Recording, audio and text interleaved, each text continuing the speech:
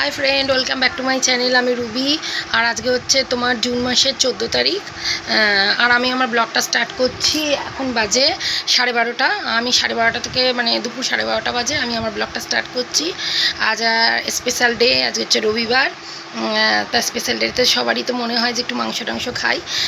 তা আমার ছেলে একটুখানি মাংস নিয়ে এলো, মাংস গুদ্দা মেটে সব একসাথে মিশিয়ে নিয়ে এসছে, মানে মুরগির মাংস নিয়ে এসছে আর মাংস গুদ্দা গলা সব নিয়ে এসছে একসাথে। তা যাই হোক, আর ওইটাই রান্না করব মাংস, আর তার সাথে কোনো তরকারি যদি কিছু করতে পারি করব, নাহলে উচ্ছে ভাতে দিলে দেবো, নাহলে ভাজা করলে করব, যে কোনো একটাই করব। আর কি বলবো, আর এখন তো আমার ছেলেই বাজার টাজার করে নিয়ে এলো, বেচারি ও সব গিয়ে বাজার করে নিয়ে এলো।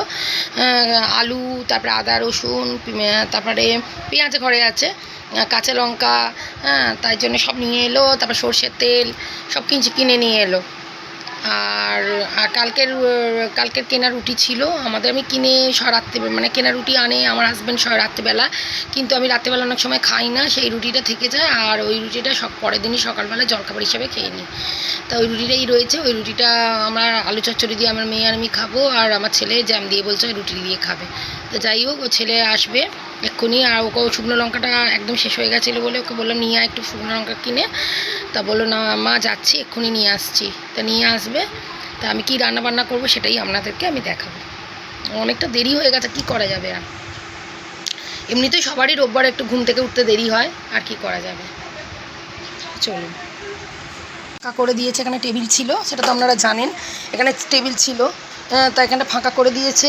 আর বললো যে মা গ্যাঞ্জাম হয়ে যাচ্ছে ঘরে, সত্যি ঘর গ্যাঞ্জাম হয়ে যাচ্ছে, এত জিনিস আমার, ঘর গ্যাঞ্জাম। আর এখানটা ফাঁকা করে দিয়েছে, বলছে মা ড্রেসিং টেবিলটা কিনেছো তো সাজার জন্য, তাই এখানে তুমি সাজতেও পারো না, এখানে চেয়ারটা থাকে অসুবিধা হয়। এই চেয়ারটা ছিল, এই চেয়ারটা ছিল, তা এই চেয়ারটা এখানে ছিল, অসুবিধা হচ্ছিলো। তা এত জামা কাপড় রাখবো আর কোথায়। আর এই ড্রেসিং টেবিলটা এই যে আমি নতুন যে ড্রেসিং টেবিলটা কিনেছি একটু ব্যবহার করতে পারিনি, সেই থেকে সেইভাবেই পড়ে আছে। জিনিসপত্র রাখলেও আমি ওই দূর থেকে আমার হাতে করে এরকম টেনে টেনে ব্যবহার করতে হয়, মানে জিনিসগুলো নেবো এরকম করে হাতের থেকে আমার দূর থেকে টেনে টেনে ব্যবহার করতে হয়। সামনে গিয়ে এগিয়ে যে আমি একটুখানি আয়নাতে করব সেটা আমি পারি না, যে আয়না একটু সাজবো বা চুল বাঁধবো সেটা পারি না। যাই হোক, যদিও আমার আয়না সামনে আছেই, তা হলো ড্রেসিং টেবিলটা কিনেছি তো একটু সাজার জন্যই, আমার মেয়ের জন্যই, অবশ্য মেয়ের বায়নার আবদার রাখতে আর কি। এই যে ড্রেসিং টেবিলটা কেনা নিউ মডেলের, দেখেছেন, আমি সেটা তখন দেখিয়েছিলাম আর একবারও, তো আবার ভালো করে দেখালাম, এটা ফাঁকা হয়ে গেছে তো এই জায়গাটা, জন্য আবার দেখালাম এই যে ড্রেসিং টেবিলটা। আর এখানে তো সব জিনিসপত্র রেখেছি, আবার একটু ভালো করে গোছানো ঠিক হয়নি। আর জামা কাপড় কোথায় রাখবো, সব চেয়ারে ছিল, এখানে তুলে দিয়েছি, এগুলো সব আবার সরিয়ে রাখবো পরে। যা ঘরের অবস্থার বলার কথা না। তা যাই হোক, এখানে ছেলে বললো মা টেবিলটা রেখে খুব গ্যাঞ্জাম হয়ে যাচ্ছে, না বসতে পারি না, দাঁড়াতে পারি না, যেতে পারি, অসুবিধা হয়। তা টেবিলটা সরিয়ে দিয়েছে, আবার পরে যখন ইচ্ছা হবে আবার পরে টেবিল পাতবো কোনো দিন, সে এখন ভালো লাগছে না ওই টেবিলটা, ওই জন্য প্লাস্টিকের টেবিলটা খুলে আমার ছেলে ছোটো ঘরে রেখে এলো। আর একটা ঘর আছে আমাদের রান্নাঘরের ভেতর দিয়ে, আর একটা ঘর আছে, তো ওই ছোট্ট ঘরে ওই রেখে দিয়ে এলো। আর এই করে আমার হাজব্যান্ডও বসে, আমরাও বসি, আমার হাজব্যান্ড বসে সিগারেট খায়, তারপরে আমরাও বসে অনেক সময় বসি। যাই হোক, ওটা ছোটো ঘর। আর এই যে এখানটা টেবিলটা ছিল সরিয়ে দিয়েছে, তাও বললো মা তুমি, আমার ছেলে এত কাজের বলার কথা না। সেদিনে ফ্রিজ পরিষ্কার করলো, সেটাও আপনাদেরকে দেখিয়েছি বন্ধুরা। আর আজকে আবার কালকে বললো মা একটু সময় আছে, আমি পড়ে এসেছি, একটু সময় আছে আমি পরিষ্কার করে দিই বলে, এত ঘরদোর পরিষ্কার করে, মানে মেয়েদের মতো এত সুন্দর করে ঘর পরিষ্কার করতে পারে, মানে আমরাও পারবো না এরকম। আমার ছেলে এত ঘর গোছানে, নিজেরটা খুব ভালো মানে বুঝতে জানে এরকম। আমার মেয়ে আবার পড়াশোনা নিয়ে ব্যস্ত, আর আগে যতটা করতে এখন আর পারে না যদিও। তো যাই হোক, আমার ছেলে শরীর টরি দিয়েছে, নাহলে আমার একার পক্ষে সম্ভব হতো না, কারণ আমার শরীর তো এমনি খারাপ আপনারা জানেন। মানে সুগারের তো কাঁড়ি ওষুধ খেতে হয় আমাকে, মানে ওষুধেই আমাকে আবার দুর্বল করে দিচ্ছে। কোনো কাজ করতে গেলেই ঝিমুনি লাগছে, অসুবিধা হচ্ছে, সেটাও ডাক্তারকে অবশ্য বলেছি। তা ডাক্তার বলে কিছু করার নেই, আপনাকে সুগারের ওষুধ তো খেতেই হবে, কিছু করার নেই, সুগার যখন আপনার আছে আর কি করা যাবে। এরা আর তার জন্য আমি এত মানে শরীর দুর্বল হয় না, যে কোনো কাজ করলে মানে আমি মানে বসে পড়ছি এরকম। আর তাছাড়া দুটোই তো আমার সিজারের মানে বাচ্চা, আর কোমরে খুব যন্ত্রণা করে থেকে, মানে আমি একটু কাজকর্ম করেই মনে হয় যেন একটু হেলান দিয়ে বসে পড়ি বিছানায় বা চেয়ারে, যেখানে হোক বসে পড়ি, মানে পারি না একসাথে। যাই হোক, আর এক গাদা বাসন তো পড়ে আছে, এখনও কোনো কাজকর্ম আমার হয়নি বলতে গেলে। এই দেখুন এত বাসন পড়ে আছে, সব মাজবো। আর তারপরে কালকে ঘরদোর গুছিয়েছি, অনেক বাসনও বেরিয়েছে, কিছু বাসন শোকেসের তলায় ঢুকে গেছিলো, বুঝতে পারিনি। তারপরে রান্না করব, এই যে আলু চচ্চড়ি করেছি, এই ছেলে এলে ছেলে বললো আলু চচ্চড়ি আমি খাবো না, এই যে আলু চচ্চড়ি করেছি, এই যে আলু চচ্চড়ি করেছি, আমার মেয়ে আর আমি খাবো। ও ছেলে এলে ছেলে জ্যাম দিয়ে রুটি খাবে। আর কি বলবো, আর এই তো কেনা চা আমি আনিয়েছিলাম দোকান থেকে, এই যে কেনা চা একটুখানি খেয়েছি আর একটুখানি রয়েছে, ওই চা রুটিটা খেয়ে তারপরে খাবো। আর এই যে ঘরে বাসন টাসন, আজ ছোটো ঘরটা বলছি, ছোটো ঘরটা গোছানো নেই একদম, জানেন, এই যে ছোটো ঘরটা, এটা আমার হাজব্যান্ড বসে শোয়, তারপরে সিগারেট টিগারেট বসে খায়, আমরাও বসি। আর আমার হাজব্যান্ড তো জামা কাপড় রাখে এক গাদা, আর দেখুন জামা কাপড় রেখে কী করেছে, এটা ঘরটা খুব একটা গুছানো হয়ে উঠতে পারি না আমি, মানে খুব কম, তার জিনিসপত্র বেশিরভাগ আছে এর মধ্যে। আর একটা ড্রেসিং টেবিল আছে, এই যে পুরোনো ড্রেসিং টেবিল। যাই হোক, আর এই ফ্রিজটাও ঠিক করতে হবে, এটা সিঙ্গেল ফ্রিজ, এটা খারাপ হয়ে গেছে, এটা ঠিক করতে হবে। দরজাটা আলগা, এই যে ফ্রিজটা দরজাটা আলগা হয়ে গেছে, এটা সিঙ্গেল ফ্রিজ, রান্নাঘরে রাখা আছে, এই যে রান্নাঘরে রাখা আছে। তো যাই হোক, আর ডবল ডোরের ফ্রিজ তো আপনারা জানেনই, এই যে এই যে ডবল ডোরের ফ্রিজ। তো যাই হোক, আমার এই যে বড় আলমারি, বড় আলমারি তো আপনারা দেখেছেনই আগেই, আর কিছু দেখানোর নেই।